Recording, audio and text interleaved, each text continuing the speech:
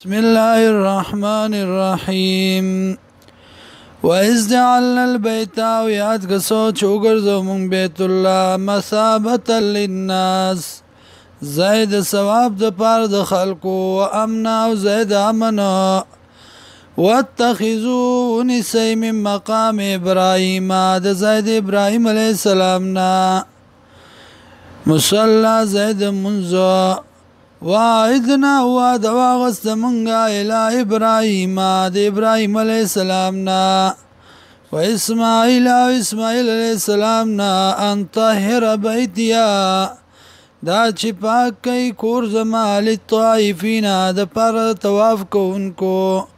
والعاکفین او د پر د اعتکاف کوونکو والرکع السجود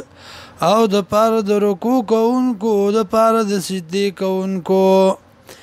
وإذ قال إبراهيم وياد قصات إبراهيم عليه السلام رب اجعل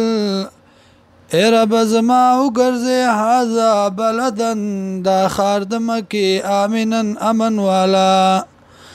وارزق له ورزق ورکه اوسیدونکو د دې ته من الثمرات د میونا من امنا چاچی مان راوړو منهم د دینا بالله فالله واليوم الاخر او پر از اخرت قال الله ومن كفر چاچی کفر وکم